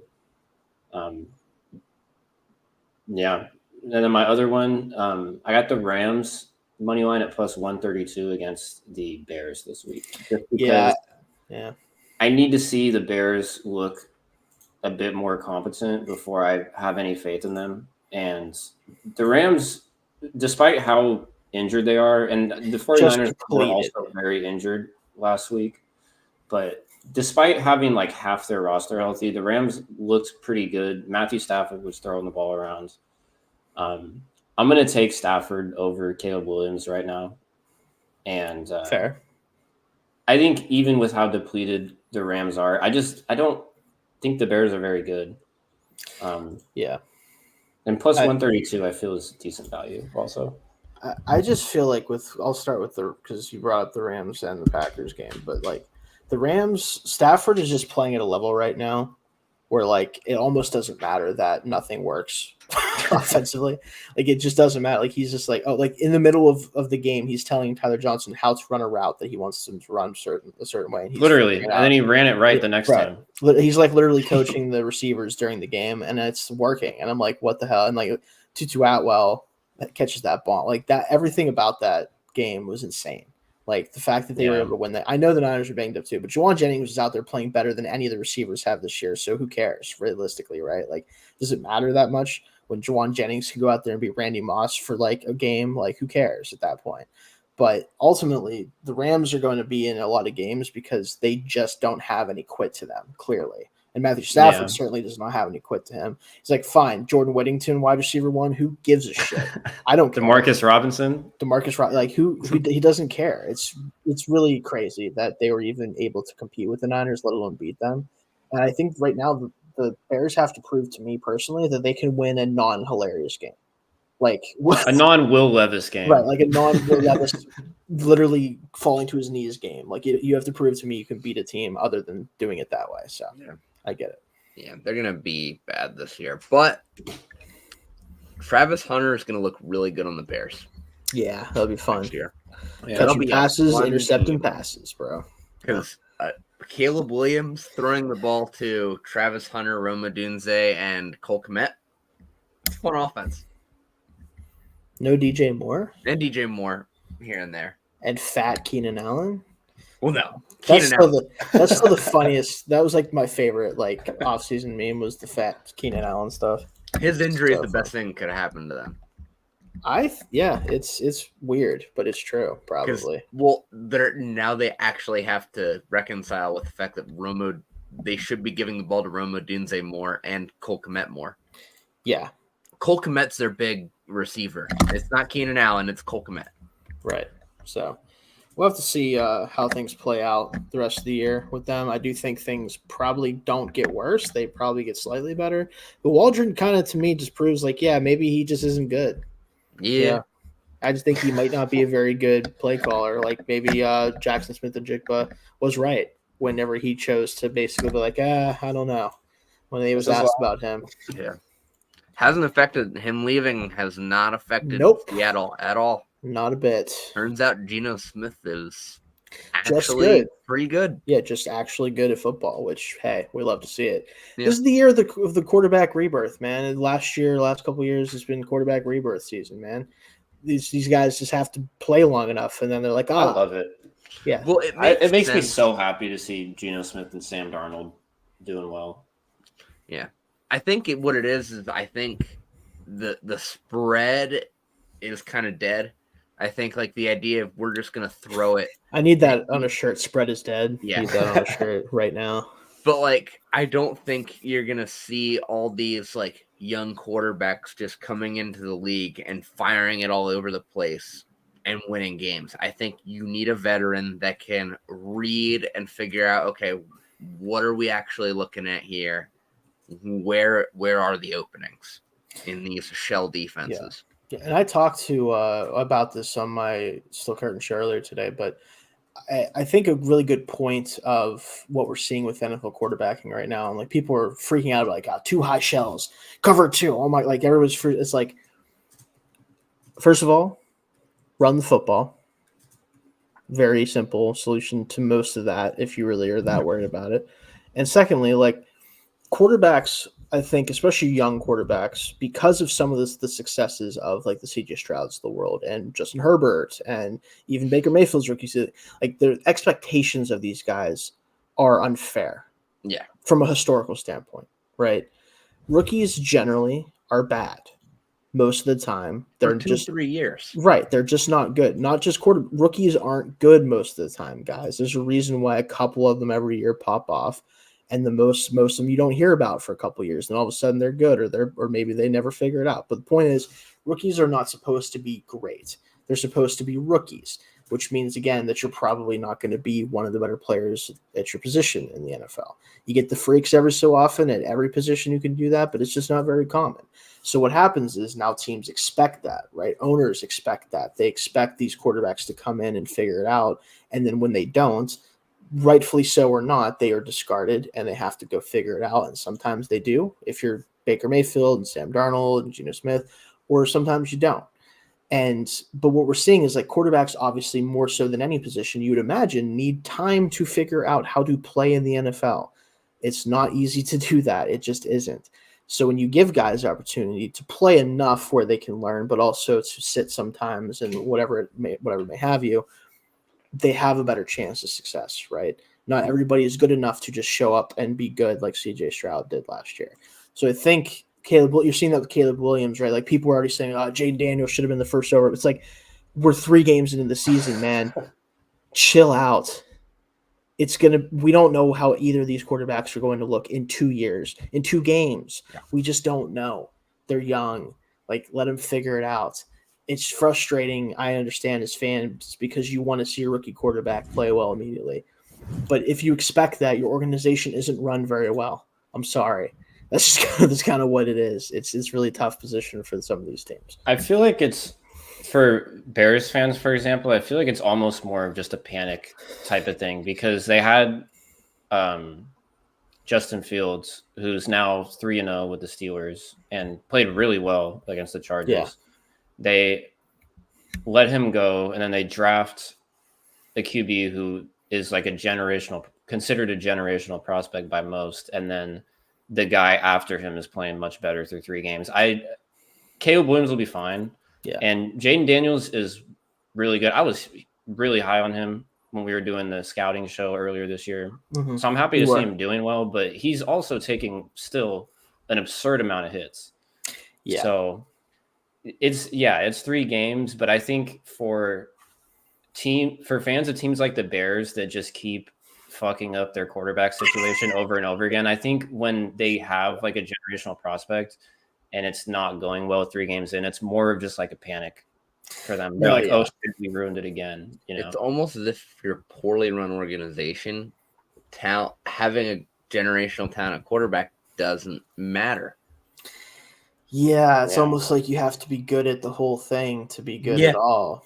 Like you kind of have to be pretty good. But no, I get what you're saying. With the Fields thing, it's just, again, like quarterbacks take time sometimes, and sometimes it's about the environment they're put in. Like they're basically going to them right now, and unlike with the Bears, where it's basically Malik Willis is a good example. Yeah, exactly. He was bad on the Titans, and it's only 2 games, but he's looked much better than He can operate an NFL offense now. Yeah, right. Which is something you could not say about him, as of 2 weeks ago. Yeah. So. Again, like with Fields, though, specifically, like they're basically like, okay, here's the deal. We're going to run the football a lot. We're going to get you design play action. We're going to get you design shots. Just don't throw interceptions. Right. Don't throw picks and make good decisions. And you're going to be the starter, basically. And guess what? That's what he's doing. And it works. Now, I think he's developing in the meantime. I think there's things he's doing week over week that he's adding, like he did against the Chargers. But you just need, like, quarterbacks can't just show up and be like, all right, I know everything I'm looking at. I know what I'm supposed to do. Let me just go out and do it, unless you're a freak. Or in this case, you're just way more developed than most guys are, like a CJ Stroud. So, but what happens when Russ comes back? Okay, so in my opinion, Mike Tomlin has no idea. Right? Here's what I think is happening, right? I think that because of the success they've had with Fields, I think Mike Tomlin already has made his decision about what's going to happen. But I think he's going to do is until Russ is like actually legitimately full 100% go, which is not going to be for a while, in my opinion, because he still is not doing much of anything at practice. Like he's still kind of just hanging around, throwing the ball a little bit. Like not much is progressing with that. Once he is fully healthy, if it's before the trade deadline, I think we're going to be fielding calls. Yeah, I think he's going to move. He's going to be a terrible backup. Yes, I don't think he's good backup situation to have in terms of like the vibes is not good. Yeah. Right? No. Now, I do think that if that's the case, I think a team like, I don't know, maybe the Dolphins, who we'll see if Tua is even playing again this year, but if he doesn't, that would make some sense, I guess, because it's better than Skylar Thompson and or Tyler Huntley and or insert name here. Whoever it would be might have interest in him, right? If it's after the trade deadline, he's going to go to Russ and be like, listen, I know what I told you to start the season, that I knew that, I wanted you to be a starting quarterback. We're insert 7 in whatever record here. Fields is playing very good. Your ass is on the bench. Tough shit. Get fucked, basically. Because that's what Tomlin values nothing more than winning and taking care of the football. If Justin Fields is winning and taking care of the football, he's not going to take him out of the game. I don't believe that he will do that. So, third option. Yes. Here we go. So this they can't trade him. Here's what they do. They just keep telling him, "You're the starter, Russ. You're the starter. As soon as you're healthy, you're the starter." And then once he's about to be healthy, Nancy Kerrigan his ass. There you go. Boom. Mike Tomlin wants Russell Wilson to be injured for as long as possible. Yeah, he does, because the longer he can, so he does not have to deal with that. Well, the longer he can tell him he's the starter, right? But he will actually be the starter. The longer he can say, "I don't have to make a decision right now because he's injured," he won't make a decision. And again, I think that's smart because it puts the pressure on Fields a little bit. Still, it makes him not uncomfortable, but it reminds him like, you're still auditioning for this job, right? You're still trying to do that. But also, Russell Wilson isn't causing shit in the locker room or doing whatever weird shit he might do, right? All you do is, as soon as he's able to start practicing, like again, you just you just throw the practice squad guy an extra $30,000 under the table to roll into his ankles. Yeah, so the problem is that happens one time, right, and it doesn't work, then it's like, oh shit, are we going to do this a second time, or is he going to figure it out? The very next play. Imagine the beat writers at that practice. Like, it's really weird. One of the practice squad defensive players just kept running into Wilson's legs. Like, for some reason, the left tackle is just not blocking him at all. Somebody put Dan Moore on the right side, and he forgot how to play football, so that he just let the defensive end sack the quarterback. Like, I don't know. It's very weird, and I have heard a lot of different opinions about it, but I do think that Fields is the starting quarterback until he either has an absolutely like horrendous day or something, or he gets hurt himself. Like, I really think that's the only way he gets out of the lineup. Yeah. I don't. He's starting to, like as you said, he's really actually starting to develop as well. Yes, like his performance in week 1 compared to week 3 is significantly different, and I think, especially with the Colts this week, I think that's going to continue. I don't see Russell Wilson starting this year unless we have like 2 just classic old Justin Fields performances. We need a couple of them, I think, for it to really, because remember, Tomlin allowed Kenny Pickett to start a lot of games for this team. Not that he was turning the ball over, but he did. So ass. It might as well have been turnovers.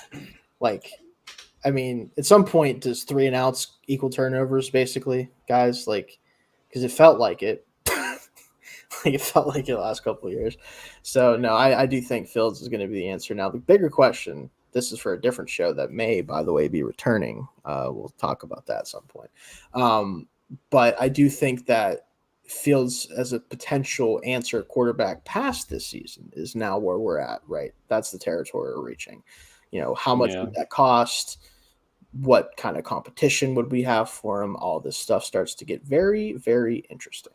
I think it depends on who falls to the second round. But again, like you said, that's a later conversation. For a couple of different shows. Yeah. I will say I have one other bet that I feel like I need to throw out there for sure. And we can obviously talk about any others that we have, but, it's the age-old question of do we want to do Giants, Cowboys here? Am I betting the Giants are actually okay now suddenly and they're going to be able to cover the spread? Or I'm not going to do that. Are you kidding me? Like, I'll never bet Thursday Night Football again after last listen. Don't tell anybody I put a Cowboys hat on. But anyway, yeah, I think the Cowboys are going to absolutely demolish the Giants even at home. I think that the Browns are just so sad as a franchise because of who their quarterback is that even the defense can't help but lose to the Giants, right? Also, Malik Neighbors, certified awesome player, right? I really think it was that. I don't think Daniel Jones is going to be able to put up a performance like that again this season. And I certainly don't think he's going to do it against the Dallas Cowboys, who might as well be like his Patriots if Sam Darnold Jets was a quarterback still. Like that's what this is, right? It's going to be ugly even at home, I think. Like the -5.5 feels light. Yeah, I think this Cowboys team might be kind of ass though. The right, defense is but I don't good. think it matters. It is Daniel Jones, so yeah, it's hard to argue with you there. I've seen Daniel Jones put up some absolute historically bad games against this franchise. It's really, I mean, you think about 40-0 last year. I know it's different teams, but like that's hard to ignore. I mean, he's playing against a secondary that, yes, has not lived up to its potential so far through 3 games, but at any point could go for 3 or 4 picks. Like, it just feels like it's going to be one of those days where they're coming off the win, they're going to feel good, and then the Cowboys are just going to dunk on them. Yeah. This kind of feels like a get-right game for the Cowboys, too. Right, and boy, do they need it. Yeah. I mean, if you can't come back on the Ravens, who can you come back? Nah, sorry. Anyway, any other bets you guys have for the NFL, though? I got an against the spread parlay. Okay. 3 legs. Got Commanders, Cardinals, over 50. I like that. I like that a lot. Yeah, 2 bad defenses. Yes. And 2 fun offenses. Very fun offenses suddenly. Yeah. That should be a really fun game. And then I got what shouldn't be a very fun game, but I think will be close. Broncos plus 7.5 against the Jets. I think that offense is gonna keep it close. Yeah. I like that. Yeah, that one makes sense. I do. Yeah. It makes sense a lot. I think it's just gonna be a boring 16-13 game. Yeah. Garrett Wilson will still put up 3 catches for 15 yards and piss me off because I have him in fantasy. Yeah. Alan Lazard will score both the touchdowns for the Jets because God hates us. I don't know. Jets piss me off. That's all I'm going to say. I don't even care. I don't even know how good they are at this point. But Aaron Rodgers throwing to Alan Lazard in 2024 is diabolical. Yeah. Diabolical. It pisses me off. Anyway. And then finally, I already touched on this game. Chargers plus 7.5. Because I do think that'll at least be a close game. I agree with that for sure. Yeah. And those 3 games parlay together at plus 584. Pretty good. Pretty good odds there. Nice. Do you have anything else, Jake? Yeah, I just have one bet. I'm taking the under in the Browns and Raiders game this week. This game is going to suck. I sure hope so. Really, if I didn't have to write about the Raiders, I would not watch this game. That's fair. This is going to be a disgusting game. It's at 37.5. I might take an under of 27.5 in this. Yeah, that's man. It might be the 2 worst offenses in the league. Also, can we talk about the fact that the NFL is going to let Deshaun Watson get on a plane and go to Vegas? I feel like we need to unpack that a little bit. He needs 24/7 supervision. I legitimately believe that it's in the best interest of the world and Vegas Strip to not let Deshaun Watson travel to Las Vegas this week. I think they should. I think the NFL should step in and say, Jameis. Actually, no, probably not Jameis either. Who else do we have on the team? I don't know who third. Oh, Dorian Thompson-Robinson, you're up, buddy. Come on. It's your turn. We're leaving Jameis back. We can't let him there either. Probably. Not even know for bad reasons. Just probably not smart. I don't know. At least Vegas is a city where it is legal to be diabolically horny. Okay. I mean, here's my thing, though. I think he'll still find a way. Oh, he will find a way. I think he'll somehow be like, no, I need to know that it's not allowed. I need to know that it's not allowed. I think that's part of it, personally. He was too good at finding a way. Yeah, I think that's the problem. I mean, this is the guy that even before the masseuse stuff, this was the guy that was paying to have Mia Khalifa in a maid's uniform shooting. That's what I knew was going down. I do remember when that I opened up Instagram one day and I saw her dunk a basketball in a costume in his house. It was like his rookie year or something. I was like, dude, his first NFL paycheck. And invited me. It's the horniest shit you could do. What are we doing? Like, I legitimately forgot about that until you guys said that, and now it all makes sense. You can see the timeline now. We should have known. We should have known about this. His inner 14-year-old is spending that money. It's insane. It's just truly trying to make horrendous. all his fantasies come true. Literally, that was like his first wish as a rookie. God, I don't think they should let him on the plane. This is why Casey tells us to stop. Yeah, this is why we're not normally allowed to get this to this point. But I do actually have the Raiders -1.5 is one of my bets, by the way, guys. And I think it's because sometimes you just need a team to do the funny thing, right? You need to have a team who probably would normally lose a game like this. But the football gods, they are casting judgment upon the Browns right now. Yeah. They are bringing the hammer down on the Browns franchise, and rightfully so. I would say most Browns fans also probably feel that way at this point. Like they know what's happening. That contract, yeah. And your punishment is lose to the Gardner Minshew-led Raiders. Yep. Joining the Ravens in that. Do we play the Steelers? We play the Raiders this year? I don't think so. We played in you a guys couple last weeks. year. Yeah. Oh, do we play you again? Yeah. Oh boy, that game's gonna be fun. Yeah, you Steelers are gonna win that one. Davante Adams might not exist after that game because Minshew's gonna throw a hospital pass to him. Bro. I do not like watching Gardner Minshew play. I feel bad. I feel it's coming, and there's always one per game that's like not even just to Adams. It could be to anybody, but he just throws one ball per game that literally could get somebody decapitated. Like it's not a 0% possibility. Yeah. There's no reason for an NFL offense for Gardner Minshew to be the focal point of an NFL offense. Like that's the thing. Like it'd be one thing if like he just had to do just enough, you're in like Indianapolis and you can just run the ball a lot with Jonathan Taylor or Zach Moss. Yeah, Zach for some reason last year. Trey Sermon briefly. This offense has Luke Getsy, Gardner Minshew, and Zamir White. Elite. This is a generationally bad. That is a offense. I don't remember the last time I watched a Raiders offense this bad, and I've watched a lot of bad Raiders offense. And they have and the worst part is they have an insane wealth of talent around him. Like with Adams, Jacoby Myers is a fantastic number really 2. Good. He's good. Trey Tucker looks really good. Yeah, he can play. Brock Bowers and Michael Myers. Very good duo. Like that's a very good set of weapons there, and it doesn't matter. I think Davante Adams was either going to be deleted from existence in the Steelers game, or he's going to get on the plane with the Steelers, or whatever. I don't know who's going to where, but one of the two. Yeah, if the season continues how it's going, I don't understand keeping.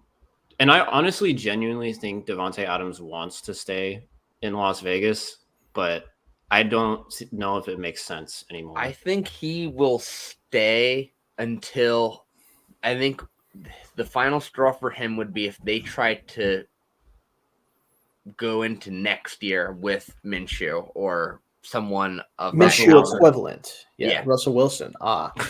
Elite. I could totally see the Raiders going for Russell Wilson. They might. Hey, you guys can have him if you give us Devontae and picks. No, I'm just kidding. We want Shedeur.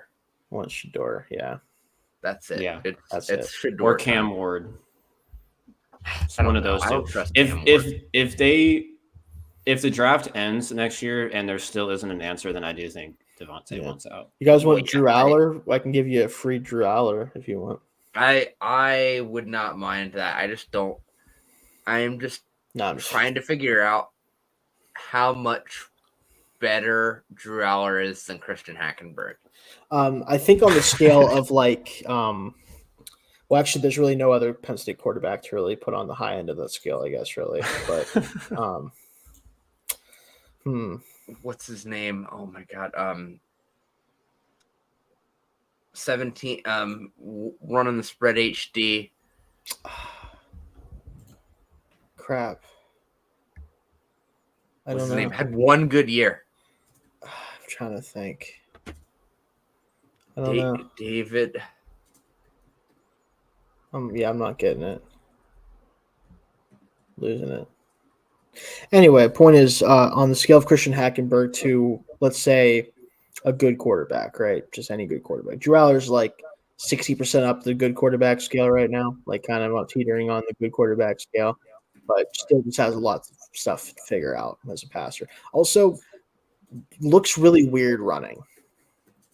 That's not a good vibe. Don't like when he starts trying to run. Like, it sort of works this year, but looks like it shouldn't work. Yeah. Daryl Clark. Oh, okay. Yeah. I guess that's the ceiling. Well, on that scale, I'll say again, still like kind of like 60% up the scale instead of down scale. But yeah, like he'll play a snap in the NFL. Yeah. Hackenberg, not so much. No. Man, Jets, man. The Jets. All right. Anyway. Touchdown parlay? Yes, touchdown parlay.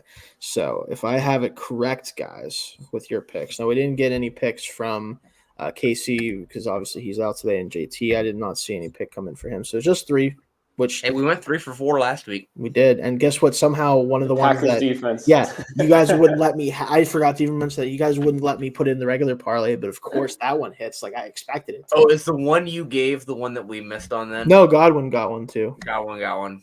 I was 2 for 2. Shane went 2 for 2. Touchdown parlays, I got you. you. I got you on touchdown parlays. Ooh. That's it. If I you think trailed me Ayuk's last the one week, that didn't score. Whoever had Ayuk. Was it? Oh, that's Casey? me. You had him. Yeah.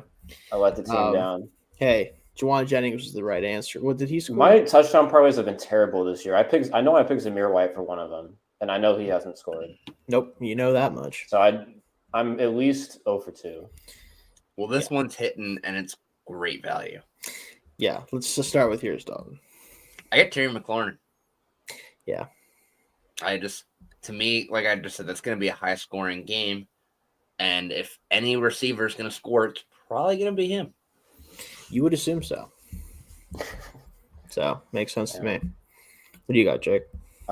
Even though I took the under in the Raiders-Browns game, I am taking Jerome Ford to score. I think the Raiders have given up a TD to a running back every game this year, and Deshaun Watson sucks. And I think the only way the Browns will score because the Raiders are bad, but yeah, I think Jerome Ford finds the end zone. And it's plus 160, which is pretty good value too. Yeah, it's good value on FanDuel right now. And then I have for mine, basically banking on this player actually being able to run the football, unlike a certain free agent acquisition for this team, Roschon Johnson. To score a touchdown. He apparently is going to be getting a much bigger load after playing much better than DeAndre Swift did last week. Kind of like how every single player to touch the football this year, except for maybe Samir, has been better than DeAndre Swift. No, I was kidding. DeAndre Swift is truly horrendous right now. Like, talk about a offensive line merchant. Like, we talk about running backs all the time. Like, oh, this guy only gets the yards that's blocked for him. He just as good as his line is. DeAndre Swift is somehow worse than his line is. He's found a way to be worse than the run blocking somehow. Not that it's been good, but he's been worse than that. It's incredible. I watched some of the game tape. I'm like, this guy can't possibly see straight. What are we talking about? Yeah. It's just in one league I have Zamir White, and in another league I have DeAndre Swift. Wow, so you're really going through it, man. Dealing with some real bad running back play. Absolutely going through it. With those 3, by the way, for me at least on FanDuel. So if you're on FanDuel, I'm not sure about the DraftKings odds, but FanDuel has that at plus 2,237. Pretty good odds. Yeah, that's about what DraftKings has at. It was at like plus 19 something, but they have a touchdown parlay odds boost right now. Nice. So that brought it to 22.86 on there. All right. So about make the same. some good money if that was hit. I think that's pretty good bet. I know my Johnson one definitely is a little bit shaky, but I do think that he's going to get a lot of opportunities this week, and I could see him scoring pretty easily, honestly, for that Bears team. Yeah, no, I think that's a reasonable parlay for the value we're getting. Yeah. Plus, I'm not picking a defense to score this week, which normally would be good, but it turns out it might be good for me to pick that. Who do the Titans play this week? Let me see. I forget. I feel like it's a funny team or a funny matchup. I don't remember though. It is the. Did they play this week? Oh, it's the Dolphins. Dolphins defense to score this week. Oh yeah. You might be able to take both the defenses to score that. Jalen Ramsey, anytime TD. Yes, anything. Just specifically at Ramsey, not just the defense. Ramsey. Yeah. The defenses might score more touchdowns in that game than the offenses. It's possible. Yeah, that man. Tyler Thompson and Will Levis. What a treat. Is Thompson even playing? I think he's banged up or something, right? Or is yeah, he's probably not going to be able to go. So it's probably going to be Tyler Huntley. Hey, Tyler Huntley has been on the team for a week and a half. Pro Bowl Tyler Huntley. Pro Bowler Tyler Huntley. That was a fun. It's going to be an excellent for a while. It's going to be an excellent trivia question in like 10 years. Who started a quarterback in Week 4 for the Dolphins? Derek Carr, Tyler Huntley, and somebody else was the Pro Bowl class. Yeah, that was really funny. The Pro Bowl is always funny. Absolutely hilarious. When it actually happens, because like there's nobody that shows up half the time. We need a mid-season Pro Bowl. Really badly need like a All-Star break, 2 weeks off, middle of the season. Yep. Bring back the insane like quarterback competition where they do like a decathlon of events. Dude, I need to see Josh Allen, Patrick Mahomes, and like Will Levis and Anthony Richardson throw the football as hard as they fucking can. That was the best. I need to see them throw it 90 yards in the air. I have to. Put Joe Milton in it too for shits and giggles. I don't care. Need it. Yeah, the NFL is truly a no fun league. The random targets. They would have like paint on the ball or whatever. Yeah. Weird as shit. Weird stuff was going on in the 2000s in the NFL. Is pretty awesome. See which receiver can catch as many passes as possible in the jugs machine.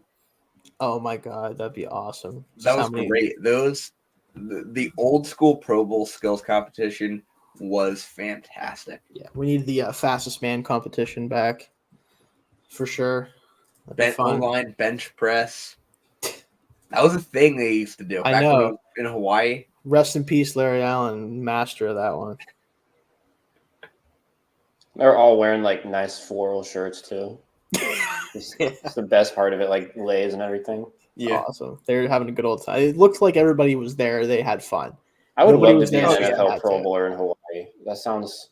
Oh, for those Pro Bowls, those guys would be like drinking during the games, apparently. And I'm sure. An actual thing.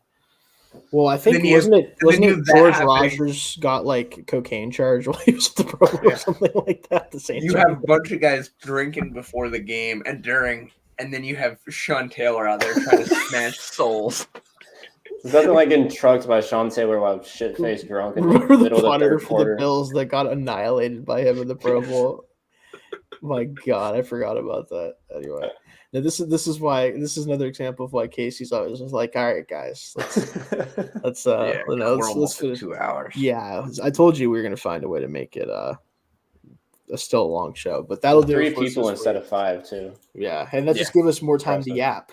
You know, no, but that'll do it for us this week. You guys can catch us next week. Hopefully, Casey will be good to go, and we'll all be back on the show. But let us know what your bets are. Let us know if you trail us.